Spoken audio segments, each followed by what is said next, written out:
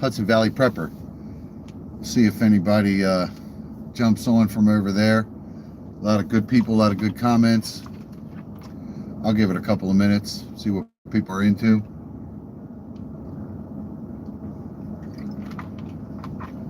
He only had a few people. I haven't done a live in 2 weeks. I haven't put up a video in probably 3.5 weeks. Having some computer issues, which I don't even have any people watching right now.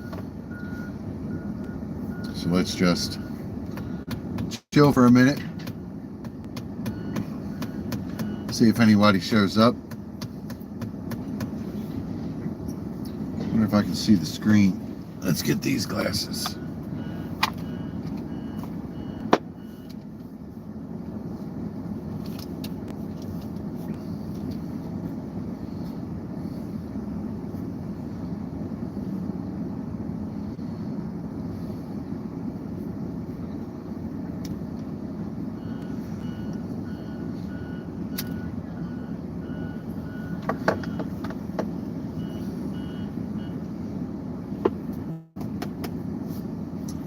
Still nobody watching. We'll give it a couple of minutes. I'll give it 5 minutes. If nobody watches, we'll axe this idea of picking up a live directly after another live. Hudson Valley Prepper just finished his live up for the day. A lot of good topics, a lot of good conversation, a lot of good comments.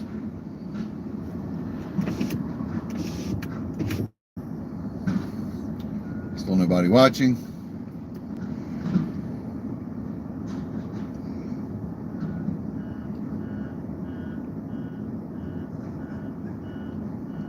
I even get one person watching, I'll go into it. We'll dive into some topics. I got a few I want to talk about. Haven't discussed anything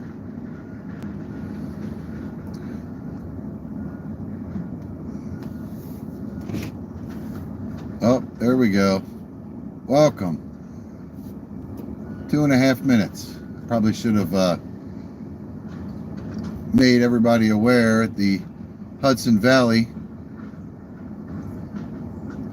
What's that say? $100 bucks. $100 for what? A lot of things cost $100, man. Yeah, I should have made an announcement in Hudson Valley Preppers Live that just ended 3 minutes ago that I was going to pick it up and go live. Oh, here we go. Now we got some more people coming in. Welcome, welcome.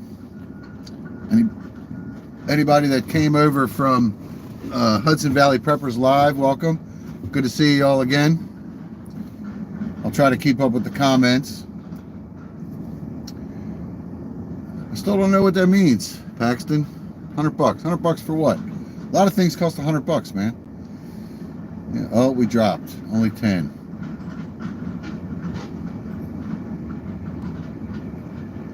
How's everybody doing today? What am I doing? I am sitting on a job site waiting for my time to get out and actually do some work. I seem to have a little break here, so I figured I'd watch Hudson Valley Preppers Live. And he just wrapped it up 3 or 4 minutes ago. And now I'm going to pick it up and do one for myself. No, I got another order coming. Okay. It's probably going to be 50 yards for the next hole. You're going to fill the second hole today too, right? That's for the second hole. That one's done. Okay. So it's going to be a motherfucker, but they're going to get what they want today. Is what it is. Yeah. Sorry about that. You love my hat. It's just a camouflage, but appreciate it. Sorry about the interruption. I am at work right now. Sorry about the background noise. I am at work right now.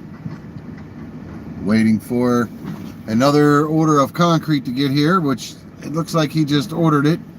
So I'll be here for a few more hours waiting. But I did want to talk about a few things.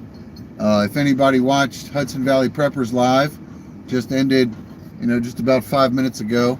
I try to catch his lives, whenever I can. I don't know who Crunch is, but they just said hello, Daddy. Not sure what that means. Is that slang? Of course, it could be one of my kids. I got 4 of them. Sometimes they watch. I don't know. No worries. I'm not offended by it. Remember, I'm a Gen Xer. It takes a whole lot more than name calling to offend me. One of the things that I talked about in the Hudson Valley Prepper Live was making certain that we... Oh, thank you, Christian, for liking. Appreciate it. Welcome. 4 times a year, I go to my preparedness shelves. Okay, now I'm Uncle. No worries. What's up, Crunch? About 4 times a year, I try to do it quarterly, which I touched on this on my last live, but I'm more so focused around maintenance for equipment and any emergency bags that you have, checking your batteries, stuff like that. But I wanted to just dive a little deeper into that and talk about not just maintenance for all of your equipment, all of your supplies, but also inventory and rotation, because I did mine this week and I found a can of soup that somehow slipped through the rotation cycle and was from 2010. Yes, 15-year-old can of soup. Now keep in mind, soup usually has a best buy date on it, not a expiration date. So yes, it is wise to consider the best buy date, because the product is at its best quality before that date. But it doesn't mean that it is not edible after that date, meaning some of the nutritional value will break down. It may not be quite the right color, but as far as safe to eat, most of the time, yes. A best buy date is not so much, am I sure? Yes, I'm 100% sure. A best buy date means that the quality of the product is at its best before that date.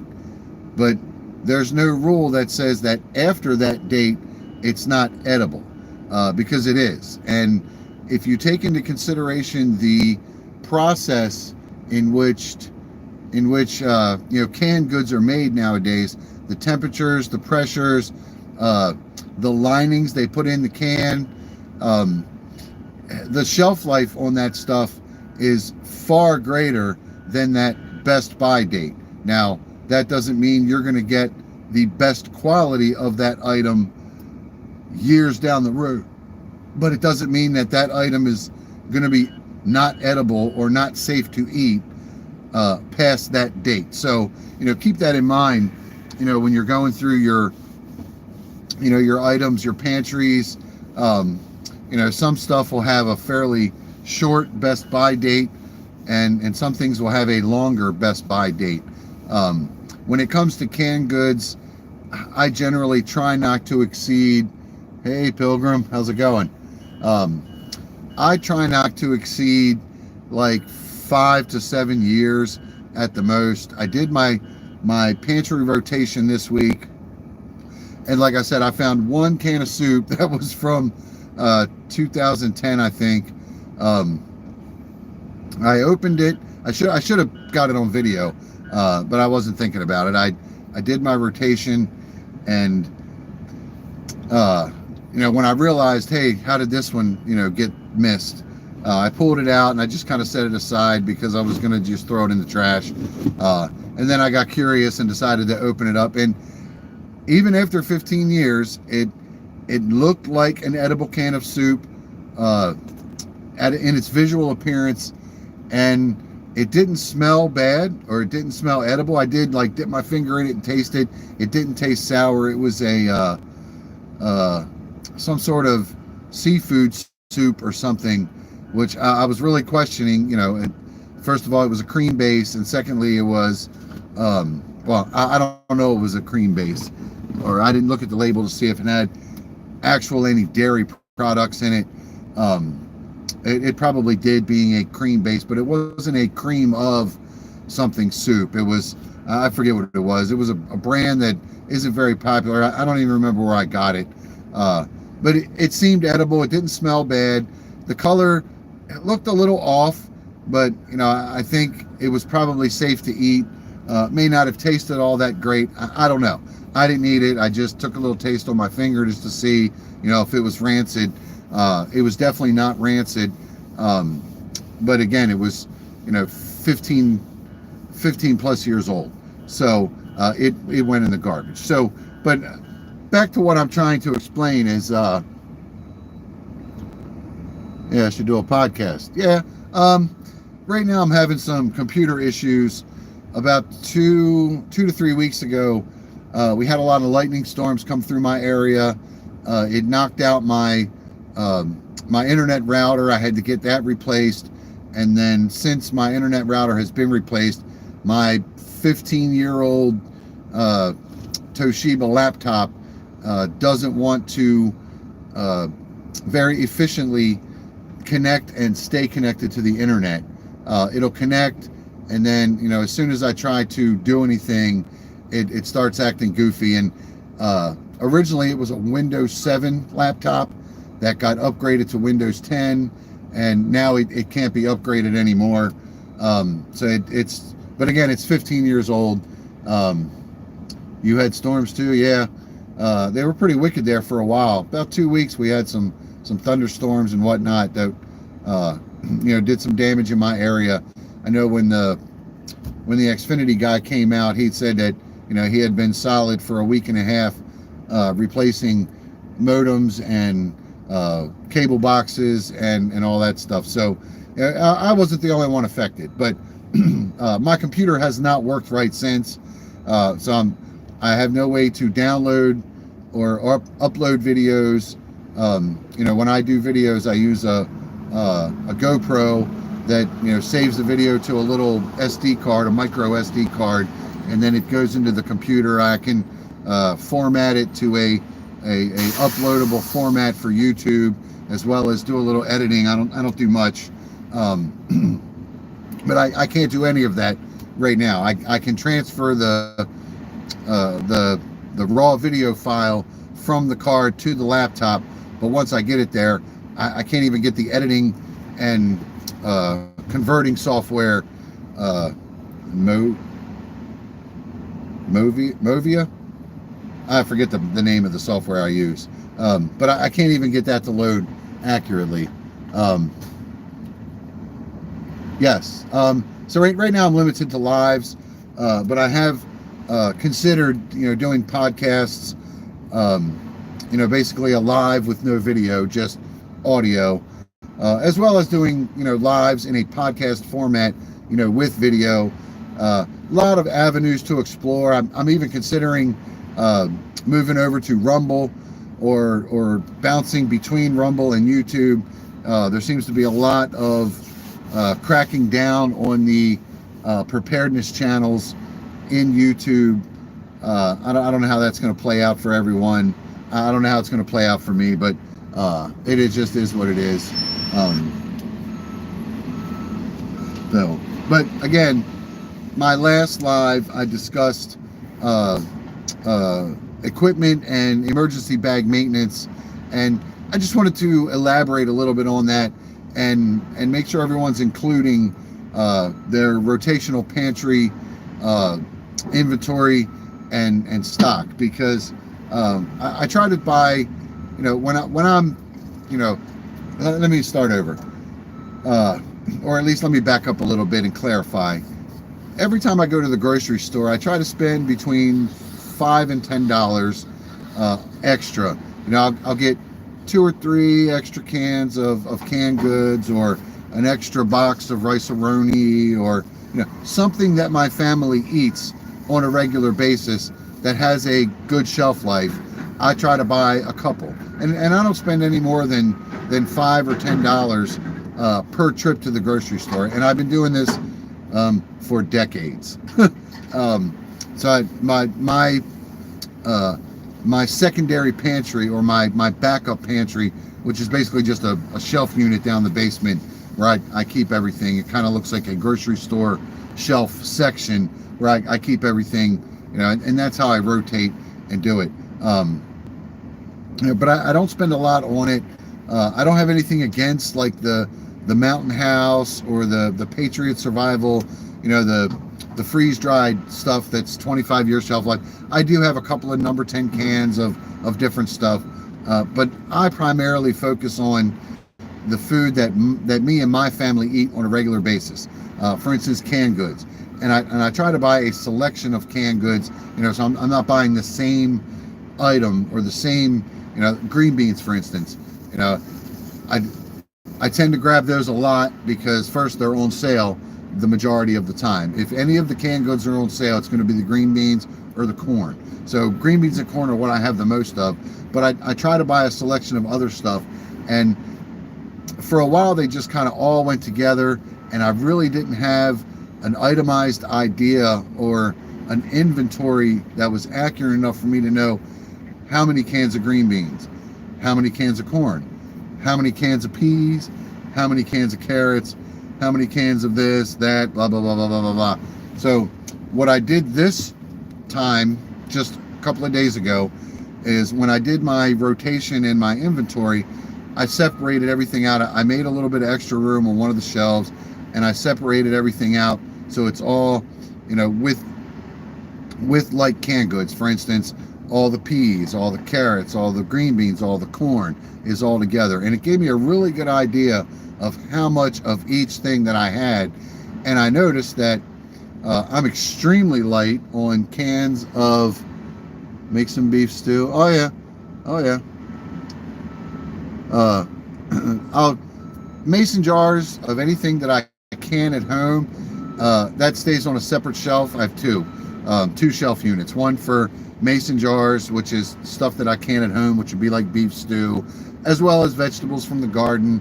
I can squash, zucchini, carrots.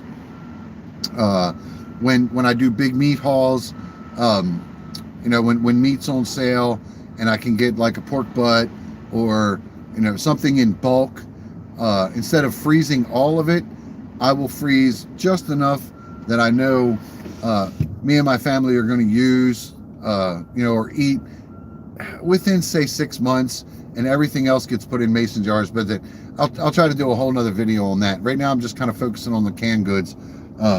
So back to what I was saying is, when I inventoried everything, I separated it down, which I should have done this years ago. It was just much more convenient just to keep everything, because whatever it was that I needed, I could go down there, move a few cans and find what I needed. But this time I had a little extra time. I decided to separate everything, and I noticed that my cans of lima beans, which I have tons of cans of beans, but lima beans specifically, I was very light on, and I was not aware of that.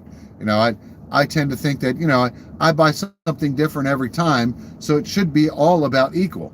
And it was, except for lima beans. Out of, I don't know how many cans there were, or that I have, maybe 350 cans of vegetables, and then we're talking just vegetables. I only had 4 cans of lima beans. That's it. 4 cans of lima beans. That's all I had. And I didn't even realize that because, I eat lima beans. They're part of my regular dinner rotation. And, as well as other, beets and peas and carrots and green beans and asparagus and, all of the options that you can get in a can, a metal can, canned goods. I was surprised to see that I only had 4 cans of lima beans. So the point I'm trying to make is, you don't so much have to do it 4 times a year. I do it 4 times a year, because I enjoy keeping track of what I have, and I like knowing what I'm a little light on or what I'm a little heavy on, or what I need to add, what I need to pull out because it's too far past the expiration or the best by day. It helps stay more organized. So, about to have a John Deere accident here. We've got two extremely large John Deere vehicles, rubber tire loaders, moving around the site here, and they are taking no prisoners. They're getting it done. I wanted to elaborate on that and just reiterate that fact that, with all the talk about, all the different events that are going on, which we'll get to that in a minute too. There's the preparedness community seems to be growing very quickly, but with not a lot of depth. There's a lot more to preparedness than there is just buying a bunch of stuff. So remember, there's always something to learn. I'll say 98% of the preparedness community is always willing to help or answer questions. I know I always am, and I always do. And I do it in other people's channels as well as my own. I don't put up as much content as some of the other channels. I work a full-time job and I raise a family, and I don't get paid for this YouTube stuff. I don't have sponsors. I'm not monetized.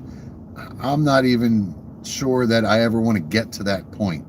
Or, when I do reviews on products, I want everybody to get my honest opinion.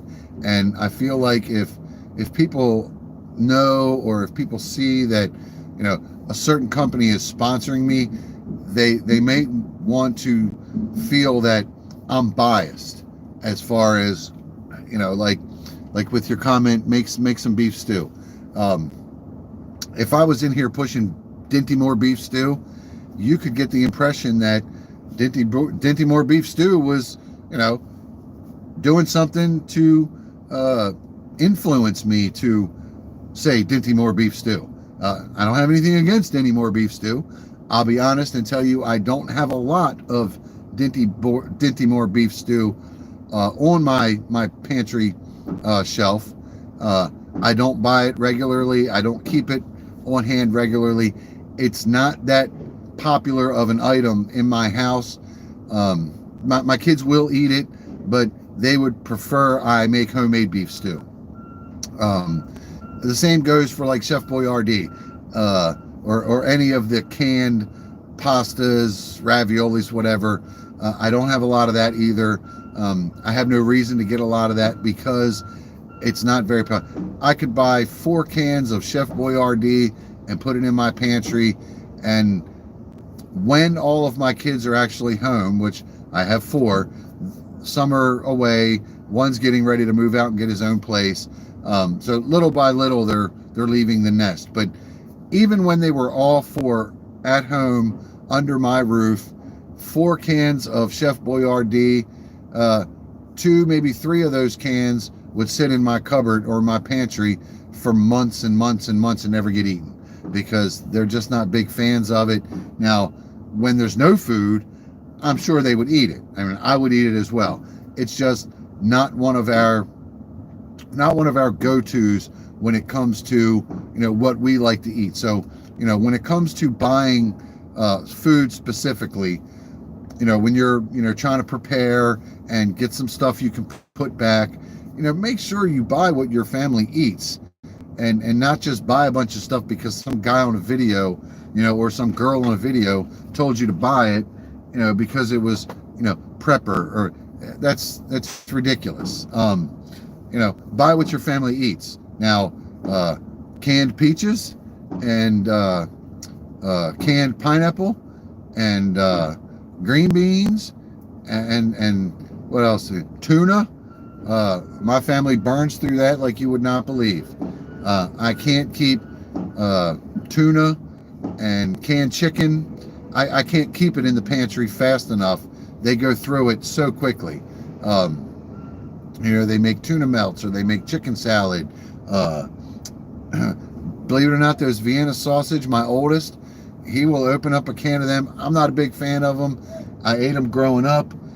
My grandparents loved them. It's cheap meat in a can. But my oldest, he will open the can and eat them right out of the can. He loves them. If that's all there was to eat, I would eat Vienna sausage. But it's not my go-to when it comes to meat in a can. But he will eat it. But I can't speak for everyone. There could be people out there that are like my grandparents, that it was part of their regular diet. They ate that stuff constantly. It was not uncommon for 2-3 times a week my grandmother to serve me Vienna sausage for lunch. And that's what I ate growing up. She'd make me a grilled cheese sandwich and open me a can of Vienna sausage, and that was my lunch. So again, you can't take every single detail from the pepper channels and apply it to your situation. You have to take the basics of what all of us are telling you and apply it to your situation. Meaning, if you're going to buy shelf-stable food like canned meats or canned vegetables or canned fruits, buy what your family eats. Don't buy what they don't eat, because when you have to serve that, they won't eat it. And you'll end up just throwing it away. It would be, now again, if that's all the food there was, a hungry person will eat pretty much anything you put in front of them most of the time. But, if the situation has gotten to the point where, as a society, we're relying on our secondary pantry because either the grocery stores are unavailable or they're not open, or for whatever reason we can't go buy our weekly items, we have to start falling back on our preparedness items or our preps. It's going to be, that alone is going to be a big shock to everyone's system. And the last thing you want to do is shock your family even further by serving them food that they're really not used to eating. If there's a situation where the power goes down, there's a storm or a grid down situation, and my power's out, and I have to rely on what I have in my house, my family is going to relies on me to make sure that we can get through that situation. And if I'm going to have to put food in front of them, the last thing that they're going to want is for me to put something in front of them that they are not accustomed to eating, because the situation is already stressful, and I don't want to do anything to make it worse by offering them something to eat that's not that's foreign to them or strange to them. So again, when you're stocking up, or you're buying preps, be certain to buy what your family eats. If your family has never once eaten Dinty Moore beef stew, don't buy a bunch of Dinty Moore beef stew, because they're not going to eat it. They're going to think, what the hell is this nonsense? So, and the fact that it's going to be something different in their body. So not only are they going to be not very happy about eating something that they're unfamiliar with, but they're going to need Tums or Rolaids or Imodium or something to settle their stomach, because the food that they're not accustomed to eating, that they just ate, has got their belly sour. And again, just make sure you buy the food that your family normally eats.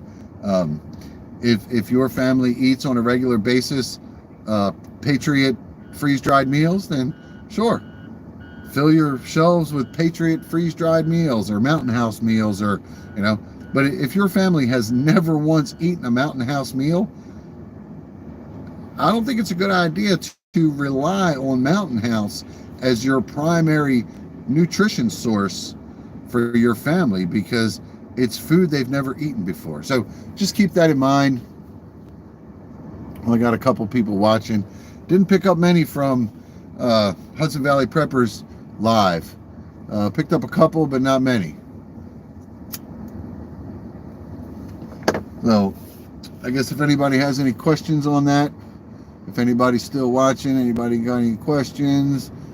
Going once, going twice. All right. What's everybody think of this federalizing the RJK? I don't know what that means. Marine RJK. I don't know what that means. Sorry. What's everybody think of this federalizing the police department in DC? I got mixed feelings on that. Message retracted. Ooh. Never seen that before, but that's cool.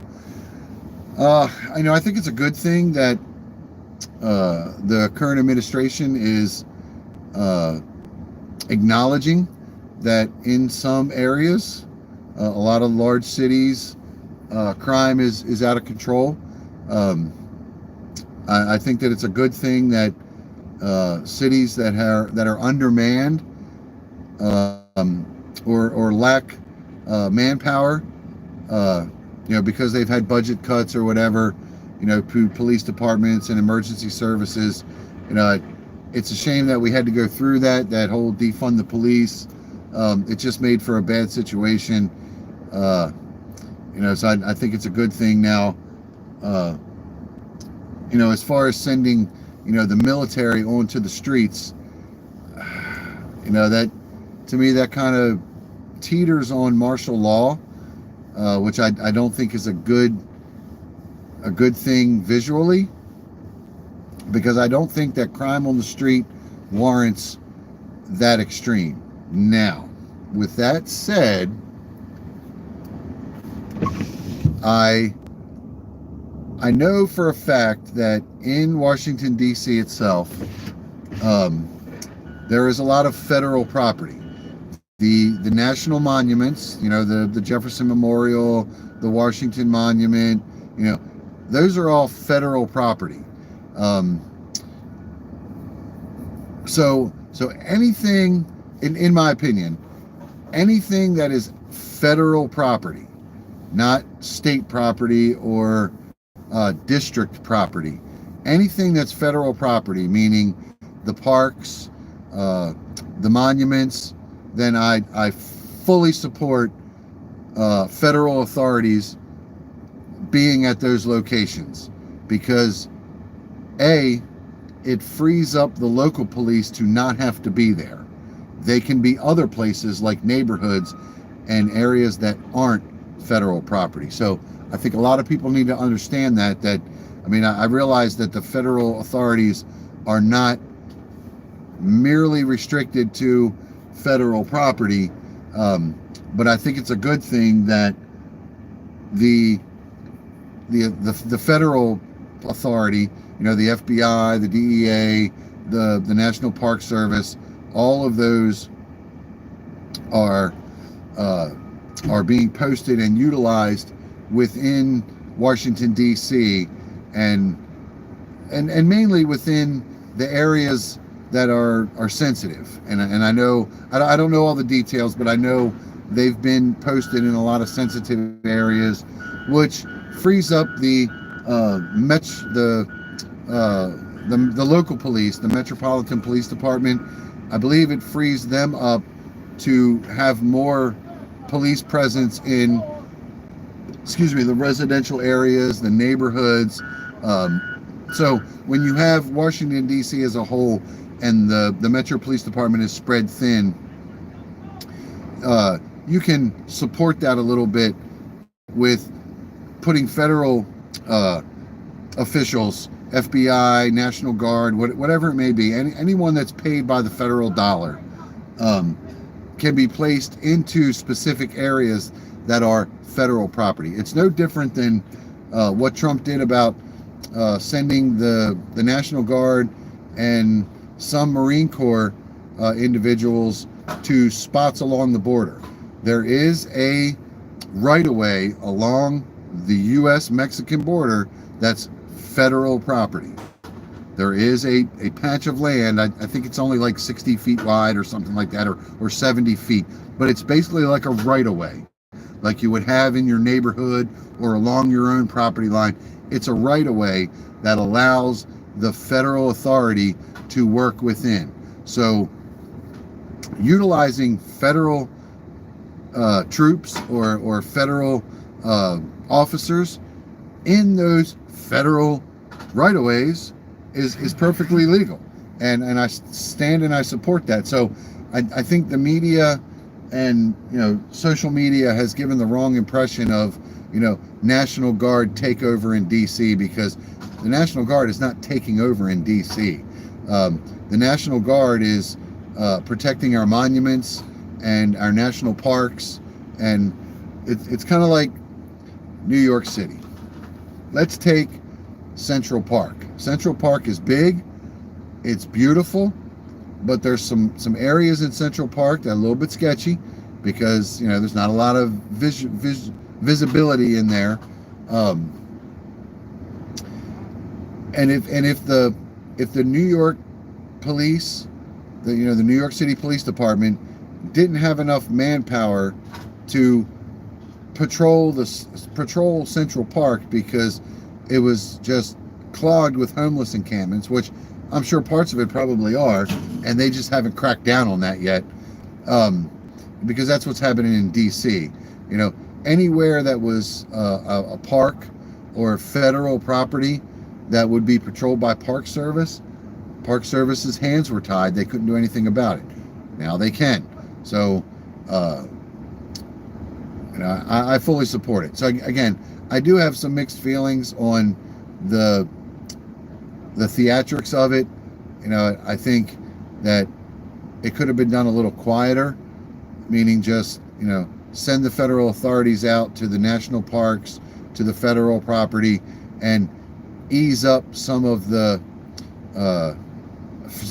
area and territory that the Metro Police Department have to cover, so they can better be utilized in the communities, because they're the ones that interact in the communities. They're the ones that interact with the people on a regular basis. And if you listen to the people in the neighborhoods, they're all saying, or the majority of them are saying, that crime is out of control in their neighborhood, that the police there's not enough of them. So again, mixed feelings. Let me know in the comments what y'all think, all three of you watching, as far as what you think about the federalization of the Washington Police Department. Do you think it's a takeover, or do you think it's the Trump administration doing what they can to support a police department that's been cut and minimized and short-staffed, and all of these things that have happened over the past couple of years that have caused the the lack of police presence and the increase of crime. And I realize they say the statistics are down and whatnot, but then you see the different police department employees, commanders or whoever, that they're fudging the numbers. And I do know that in the Baltimore area where I live, they did take juvenile crime. So basically, any crime committed by someone under the age of 18 is not included in the crime statistics. So when they say that robberies are down, well, that's because they stopped including any robbery committed by someone under 18 years old. And if you watch the news, if you watch YouTube and see the different channels that are around the local Baltimore area, as far as people who got their ear to the streets and are actually talking to the community, the people in Fells Point, they've had it up to here with neighborhood crime and what's going on in their neighborhood. And they said it's all teenagers. It's all age, 14 to 17 that are, they're committing these robberies and these thefts and these shootings. And those statistics aren't making it to what we're being told by the media. So the media can say, crime is down 24%. but it's not including all of the crimes. So just keep that in mind, when you hear that the numbers that you're being given are not accurate numbers, and that's just the way it is. They don't consider the I guess they don't consider the juvenile crime as crimes, because here in Baltimore, you have a better chance of getting robbed or shot by a 14-year-old than you do by a 40-year-old, because the majority of the crimes being committed in Baltimore and the surrounding areas, it's all juvenile crime. I see it every day. I'm out working and I see it every day, and it's horrible that there's no accountability.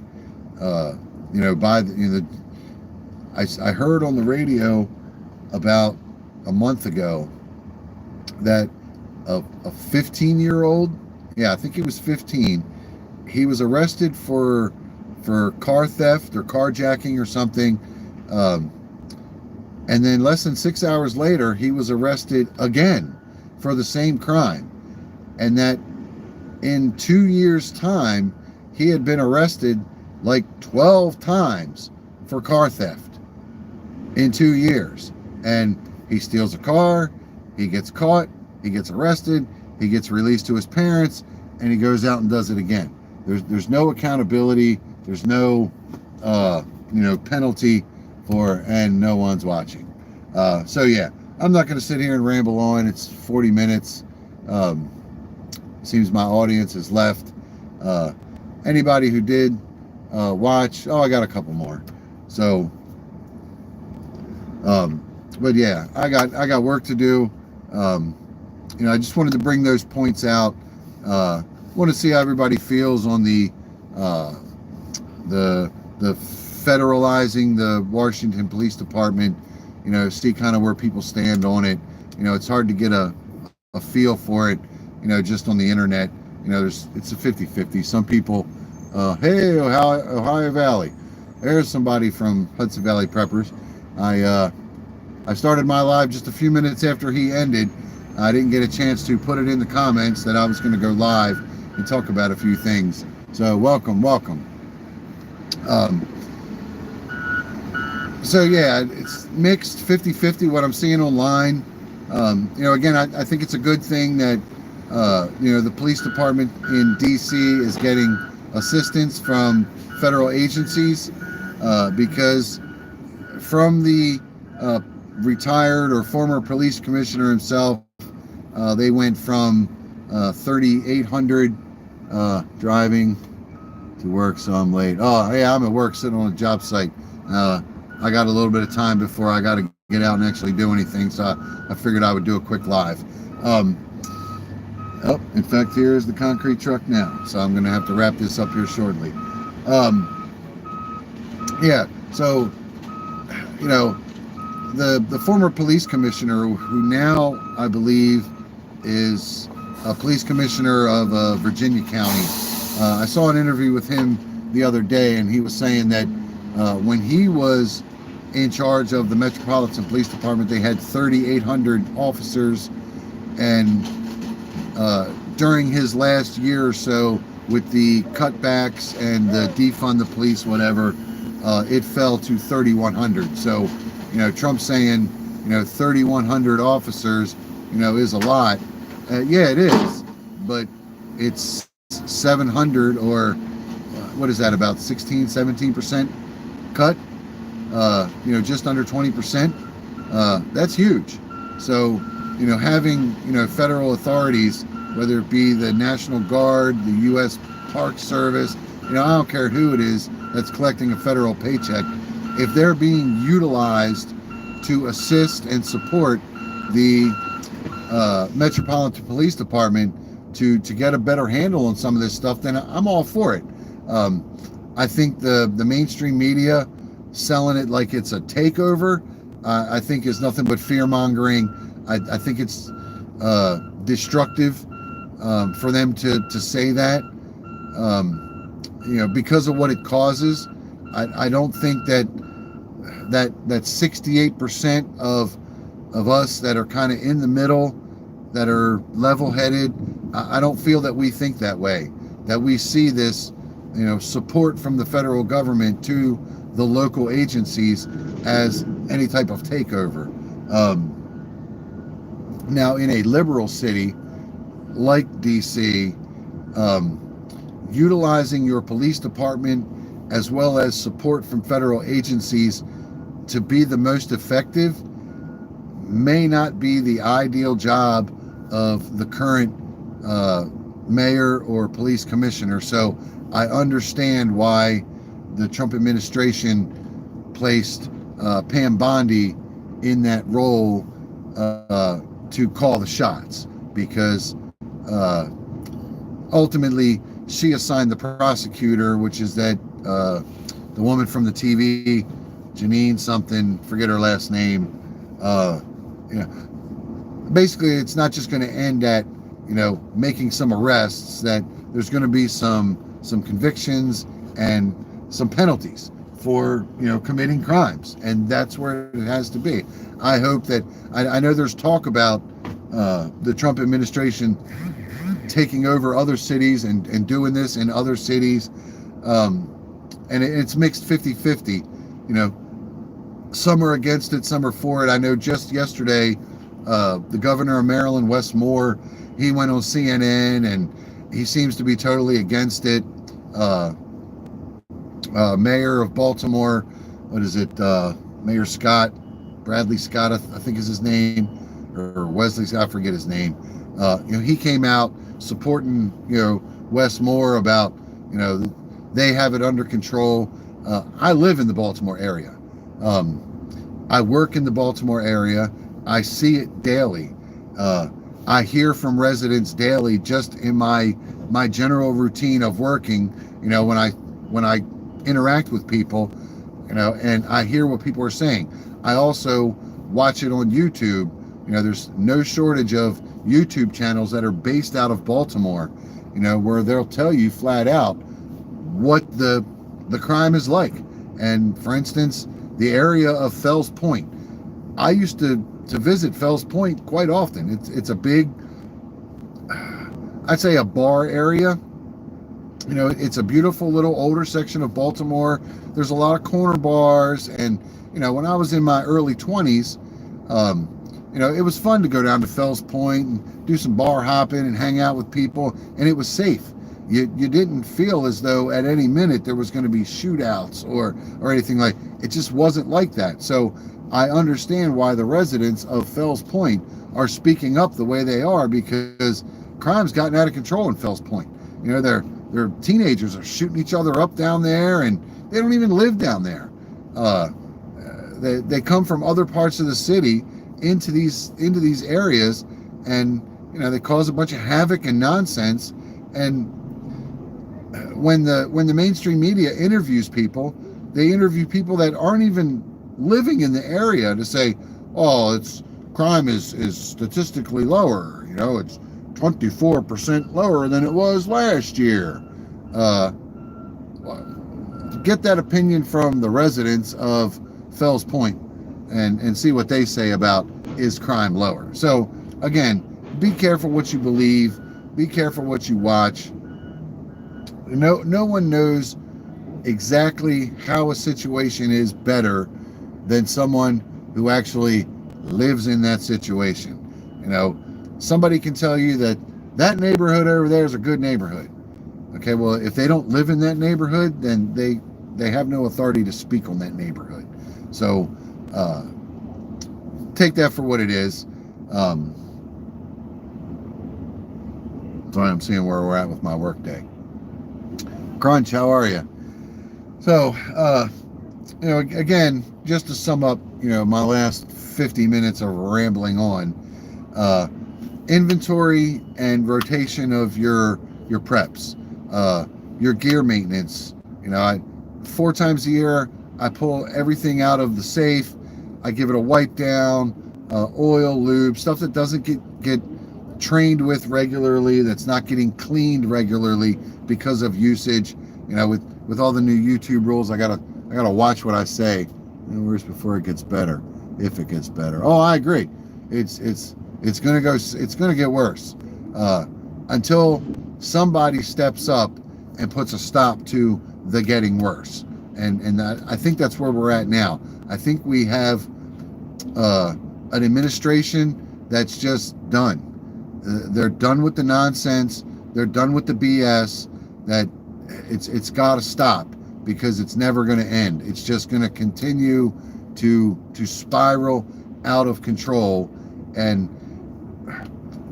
it's pretty freaking embarrassing, in my opinion. And for me personally, when news media outlets around the world are comparing Washington, D.C.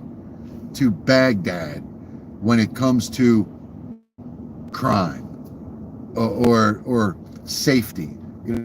When the capital of our country, the greatest country ever, is in the same category as Baghdad or one of these cities that, Somalia or Mogadishu.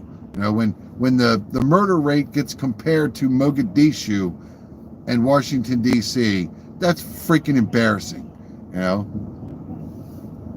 Expiration date usually 1 year. Yeah, that's correct. So I don't know. I can't speak for everyone. I know I was, I'm full-blooded American, tried and true. That's just me. And as an American, it's freaking embarrassing to hear the capital of your nation. If something isn't done soon, the economy, a huge number of people will be homeless. There's already a huge number of people homeless, man. That's why Trump sent the troops into D.C., and that's everywhere you go. I know I had a conversation with my other half several months ago. She travels for work a lot, and 15 years ago, San Francisco, there was a few homeless here and there. Well, she just went year before last, and she said literally that's all she saw. All that she saw was just homeless people everywhere. And Baltimore's getting no different. Just about every empty lot or small patch of woods, as you're driving along, you look into an area that's not developed, you see blue tarps, because they're making tents. And it's just getting out of control.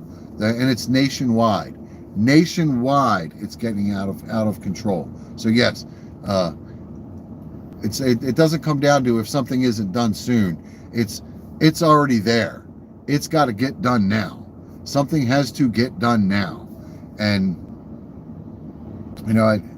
how to fix it, I don't know. I wouldn't want that responsibility on my shoulders of how to fix homelessness, or I don't know. But I'm glad somebody is trying to fix it. They're trying to do something about it, even if all they're doing is rounding them up and putting them in shelters or tents or whatever they're going to do with all these homeless people. But I sure as shit know that, if the homeless people from D.C. are going to migrate to Baltimore, I don't know if the governor of Maryland and the mayor of Baltimore would try to put a stop to that. I know with the sanctuary laws, about a year ago it came up. The county that I live in Maryland, is still red. We have some small consolidated areas that are liberal, along like the I-95 corridor that are highly populated or heavily populated. But in general, the entire county is red. So I know where I live, the politicians, the county legislators, the sheriff, when my county was proposed to be a sanctuary county, they put their foot down, said hell no. There were, I think, 3 hotels in the area that were contacted, to bring busloads of people that had agreed to it, but the county officials, they put their foot down, said hell no, you ain't doing that here. So, but I can't speak for all counties. If they're going to bus homeless people out of D.C. and drop them off somewhere, there's probably several areas in Maryland that would be more than, they will welcome them with open arms. And those are the areas of Maryland that I try to avoid, because full-time factory workers in my area are homeless because they can't afford to live indoors. Yeah, We have a fair amount of factories here as well. Not a lot of manufacturing. Most of the factory size buildings in my region are warehouses, mostly shipping centers. We have a lot of Amazon warehouses. We have a lot of like Sephora warehouses and furniture warehouses because we're so close to the Chesapeake Bay. You know, we're a very large shipping hub. So there's no shortage of, and in fact, I'm in the construction industry, and warehouses are one of the things that I work on a lot. In fact, I'm on a project now that's upgrading high tension power lines, which you can't see it, but I'm sitting in a high tension power line easement right now. They're adding structures for more towers. You know, for more lines, because they have to feed the warehouse district that's right on the bay, you know, where the ships are coming in. A project that's been planned for years, and little by little they've been upgrading, you know, to make sure they can get more juice down there for all these warehouses that are popping up, you know, because like I said, we're on the Chesapeake Bay. And there's a lot of shipping and transit that happens around here. You know, because you know the port of Baltimore is one of the largest on the East Coast. So, and it's been busy. You get down around the port, and you'll see just how heavy the traffic is. There's a lot of traffic coming. I don't know if it's declined over the years. I don't have access to that or keep track of it, but I know there's no shortage of warehouses popping up. And that's all along the I-95 corridor from the Virginia line all the way to the Pennsylvania and Delaware line along I-95 is nothing but warehouses throughout that entire corridor. So, which is, I think, is a good thing. I think one of the biggest issues as far as, you know, people can't afford is because people are squeezed. You know, the cost of living has risen, and you know, the salaries have capped. So, you know, 15 years ago, you know, making the amount of money that people were making, the cost of living was lower, so people were doing much better. I know, you know, if you think back into like the late 90s and early 2000s, like, you know, the Clinton going towards the tail end of the Clinton years and the early Bush years, the economy was great, man. You know, there was no shortage of houses. Real estate was easily affordable. Groceries weren't hateful. You know, the economy was booming. And then people got out of control, basically started living outside of their means, which is pretty common. And the housing bubble happened, and a lot of people lost what little they had. A lot of people made a ton of money off of it, and, you know, just how it is. But I think since then it hasn't leveled itself back out again. Fuel, I know, fuel and energy drive a lot of the economy, more than people actually realize. You know, when fuel prices come down, you know, moving goods becomes less expensive, which doesn't increase the cost of those goods.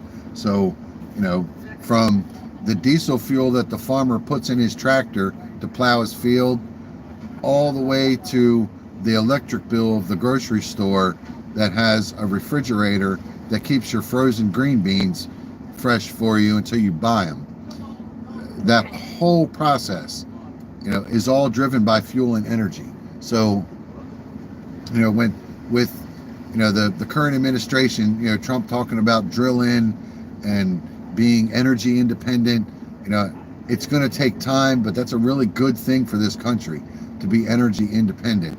And then secondly, manufacturing. You know, we, over the past 2 decades, you know, this country, actually more than that, probably 4 decades, this country has gotten away from manufacturing and relied more on importing. So, you know, if you can buy a toaster for $10 that was made in America, and a toaster that only cost $5 hits the shelf and it was made in China, people can say all they want about Chinese products, but a good portion of people are going to save themselves $5 and buy the Chinese toaster. I've done it myself. You know, money gets tight. You know, you got kids, you got bills, you got all these, you know, and you need a new toaster. You know, do you spend $10 on a toaster, or do you spend $5 on a toaster? It's not rocket science, man. Most people are going to spend $5. They're going to get the Chinese toaster and call it a day. But what happened is that American company that made that $10 toaster, now they're not selling any toasters because everybody's buying the $5 toasters. So that company ends up going out of business. And little by little, we've relied on imports and not manufacturing. And all of these tariffs, this big tariff war, which I said from the beginning, this is not Trump trying to overcharge or trying to create higher expenses for American citizens. It's a negotiating tool. You know, he wanted to balance the tariffs out to get companies to move their manufacturing back to the U.S. So we're not importing, we're not relying on imports. It's starting to rain. You know, so we're not relying on imports, you know, because when you manufacture goods, here in the U.S., you got Americans working, you're manufacturing American products. Not only are Americans buying those products, but balancing out those tariffs allows us to sell those products in other countries. Because in China, you go to buy a toaster, there is no made in USA option for a toaster in China. You only have the option of a Chinese toaster. So if you want to buy an American made toaster, you can't, because China doesn't import our products. And that's the whole reasoning for it. And it definitely was not to hurt the economy. You know, I see why he did it, thinking big picture, to drive companies back to the U.S., to bring manufacturing here, as well as open doors and avenues for American-made products to be exported to other countries. And, you know, we can open those markets up, because anybody who's Gen X, if you remember back in the 80s, there was a big, I don't know if everybody remembers it, but I do. But I remember back in the 80s, probably the early 80s, I remember hearing, you know, rumors and stories about some of the highest commodities floating around the black market in Russia were Levi's blue jeans and Beatle records, because the Russians couldn't get them. Russia would not import American products such as Beatle records and Levi's blue jeans. So they were flooding into Russia on the black market, that you could buy 100 pairs of Levi's jeans in the United States for $1,000, because, you know, back then jeans were like, you know, $12, $14 a pair. Now they're like freaking 60. You know, they're made in Malaysia or something, in foreign countries where it's supposed to be cheaper, and they were initially, but with all the nonsense with shipping and fuel, you know, now a pair of jeans is $60 freaking dollars. You know, when they used to be, you know, $14 for a pair of jeans. You know, I remember seeing when the Levi's 501 button flies came out. This was probably what, 84, 83, 84, 85, something like that. You know, they were like 20 some dollars, and that was like outrageous. That was like outrageous to pay 20 some dollars for a pair of jeans, you know. But the point I'm trying to make is, we make these products in the US and we sell them to other countries. That opens up fair trade. Just like all the products that are made in other countries coming here to the US. I have some friends that live in Mexico. They live in Toluca, Mexico, which is southwest of Mexico City, a couple hours. It's a couple hundred miles to where they live. Toluca's like the Midwest. There isn't much out there. It's a lot of farmland, stuff like that. So they don't live in the city. They live out in the country in Toluca, Mexico. They're part of the labor force program uh, where they get brought to the U.S. every year for 8 months, I think, under a work visa. They work for 8 months, they pay taxes, and then they go back home. But they come here and they do their shopping because products here are cheaper than they are there. Like power tools at Home Depot. They'll buy power tools at Home Depot, like Milwaukee drill, or stuff like that. And they take it back with them because buying it in Mexico, because of the tax of the item coming into Mexico, and we're going to get to that in a minute, is so high that it's not feasible for them to buy it at their local Walmart or their local Home Depot. It's cheaper to buy it while they're here and then take it home with them in a suitcase, and that's what they do. And here's what I found out. Carhartt. I don't know, my pants are Carhartt right now, but I have no shortage of Carhartt clothing. I work in construction, they go hand in hand. Carhartt. They can't buy Carhartt in Mexico. It's not for sale there. But guess where Carhartt's made? In Mexico. They have relatives that work at the Carhartt plant in Mexico, making Carhartt clothes. And then those Carhartt products are shipped to the U.S. and sold. They cannot buy Carhartt in Mexico. It's not sold there. It's unavailable. It's not that it's so expensive you can't get it. It's the fact that they don't sell it there. So, or at least in their region of Mexico where they live. Now I'm sure Amazon, you could probably get it, but you know, the way we have Carhartt stores, they don't have that there. So they buy, you know, work clothes while they're here, and then they go home with, they take them home with them in December or whatever when they go home. But this tariff war that, you know, the administration's into right now,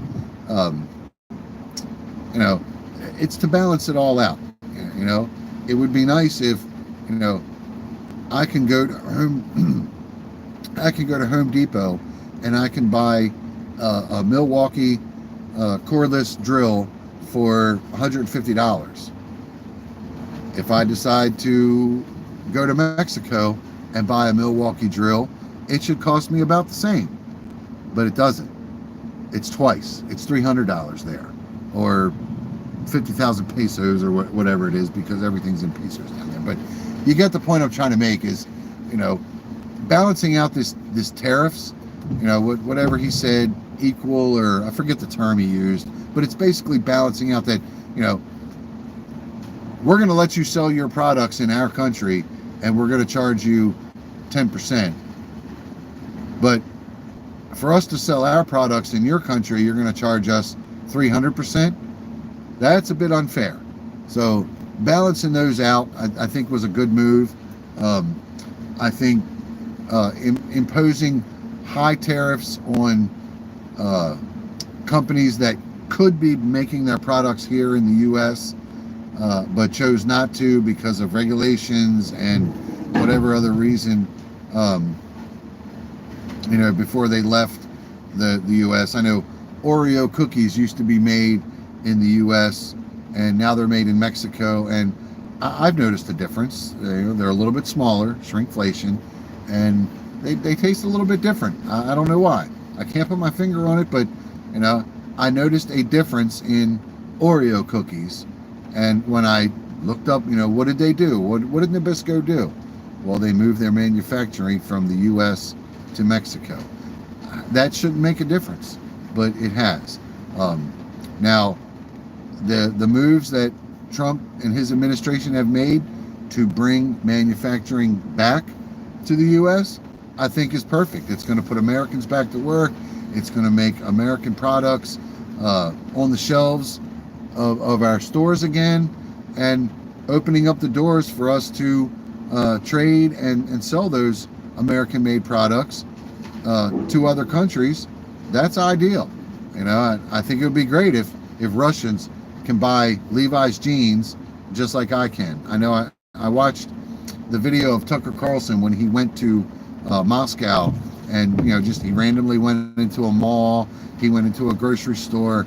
You know, I paid attention to like the products, and I didn't recognize any of them. You know, and one of the things I remember somebody he interviewed saying is, you know, Under Armour. Under Armour does not get imported into Russia because of the tariffs. So Russia has their own company that's in Russia that makes Under Armour type products, you know, and that's what's on their shelves. That's what they can buy. Well, I think it would be a good thing to open up the markets, you know, allow Under Armour to compete with these local Russian manufacturers, as well as allow these local Russian manufacturers to compete with Under Armour. You know, I think global trade is a good thing. I know we've all heard the term about, you know, a Swiss-made watch. You know, why do the Swiss make better watches than everyone else? I don't know. You know, but I know if trade with Switzerland was cut off and we couldn't get Swiss-made watches in America, we would never know that their watches are so good.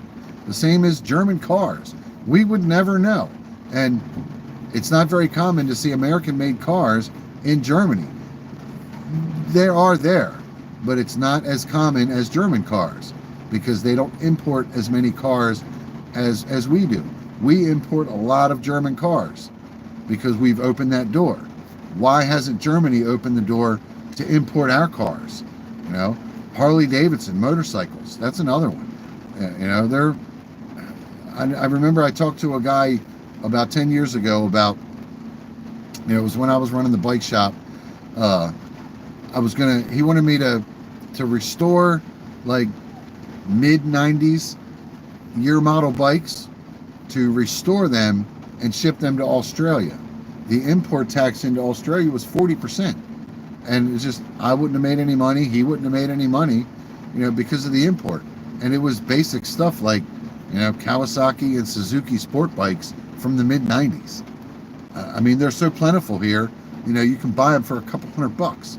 But in Australia, a 1986 GSXR 750, that's like gold over there because they never got imported. So, you know, I think opening those doors is a good thing. Regardless of how it's sold, you know, I think in the grand scheme of things, it's a good thing. It's not going to happen overnight. It's not going to fix things overnight. It's not going to change anything overnight. It took us decades to get where we are right now. It's going to take us decades to get back to a better place. But as far as like what Valley Prepper said about if something doesn't get done soon, he's 100% right. It's got to get done now, not soon, now. And I'm very grateful that we have an administration that's, you know, at least trying to get stuff done now, not just talking about getting stuff done, because it seems like at least for the past like 3-4 presidents, you know, they talk about, but they never actually do anything. You know, you never actually see any results. They like to point out the problems, but they don't offer solutions, much less put those solutions into action and do it, make it happen. You know, I know, you know, back during Obama's 8 years, you know, he did nothing but talk about BLM movements and you know, police brutality, but he didn't do anything about it. He didn't do a damn thing about it. They cut the funding and made less police. How does that make any sense? And it just absolutely does. It doesn't make any sense to me. That, you know, talk. It's kind of like having a next door neighbor that never cuts his grass, but every time you chat with him, he talks about cutting his grass. It's like, well, quit telling me about it, man. Just do it. Just get out there and cut your freaking lawn. You know, not that I have a neighbor that doesn't cut his lawn, because actually I have a neighbor that cuts his lawn, you know, way more than I do, and my lawn gets cut once a week. He keeps his in tip-top shape. But anyway, you know, I'm giving you an example of somebody who just talk, but never actually does anything. And that's how I feel, you know, some of these past administrations, even Trump's first term, he did a lot of talking, but he never really accomplished anything. Now, from the research that I've done, you know, every person in a position that was needed to actually get something accomplished didn't want to help him out or do their job or whatever. So he had a lot of obstacles, or so we're told. I don't know. But it seems now he's got quite a few people in the right place. You look at Kash Patel, and he keeps just dropping it out there. Hey, this is going on, this happened, this is going on, this. We've never had that. How many people, let's see a show of hands, how many people I got in the chat? 3. All right, we got 3 whole people. How many people actually knew who held the position of Director of National Security before Tulsi Gabbard? And part B of that question is, how many people actually knew there was a position titled Director of National Intelligence? National Intelligence, DNI, Tulsi Gabbard. So before a few months ago, before Trump's current administration, I don't think many people even knew we had a Director of National Intelligence, much less who it was, because I sure didn't. I didn't know who the Director of National, half of these appointed positions, I didn't know who these people were. I didn't even, somebody could have asked me 15 years ago who was the Director of National Intelligence. I wouldn't have known. I don't know. But now we got somebody in that position that's out there speaking almost weekly. Here's what's happening. Here's what's going on. Here's what Americans need to know. And you got half the population bitching because of what she's saying, and the other half, cheering because we're actually getting told stuff. So what the DOJ does with it, we'll see. I personally don't want to hear a bunch of, this is what's happening. I want to see them follow through. If there was corruption, find out who it was, prosecute them, hold them accountable, and take steps to avoid that in the future, so we don't have this issue again. If this whole Russiagate thing was perpetrated by the Democratic Party, then take steps to avoid this ever happening again, because it was this close to being extremely detrimental to our public, our society. There's probably people still out there that firmly believe that Trump cut a deal with the Russians to interfere with the elections so Hillary wouldn't win. Or there's probably the people that still believe that, because that's what the mainstream media sold to them, because that's what the politicians leaked to the mainstream media. And if that's the case, if all that's true, then it needs to be identified and it needs to be corrected, and their steps need to be taken to make sure that never happens again. Never. Because look where it's brought our society. In the past 20 years, we have created so much division. It's ridiculous. Just utterly ridiculous, the amount of division that we've created. And that's the part, Ohio Valley Prepper, that's the part that something needs to be done about, is the division, because the more divided we are, the quicker we will fall. That's just fact. We can't stand together if we just flat out can't stand together. That's a plain and simple fact. I feel I'm one of the 68% in the middle. I don't lean either way. I think there's good points and bad points about a lot of these administrations that I've had to live through. Jimmy Carter was the earliest administration that I remember. I was alive before him, but I was too young to really understand or even know what politics was. So I really don't. I really didn't start having an opinion until the Carter years. And there's been a couple of years or a couple of administrations that I thought were rock solid. They weren't perfect, but I thought they were good. And then there's been a few that I thought were bad, and that's just how it is. So, but as each one of these administrations just continues to enforce this division and influence. It's utterly freaking ridiculous, and it's detrimental to our society. So, all right, I've rambled on for an hour and 20 minutes. That's a pretty good live. Had a few people watching. Ohio Valley Prepper, if you're still here, thanks for stopping by. Hudson Valley had a great show. I watched the majority. He had already started by the time I logged on. Like I said, I'm in the middle of my work day.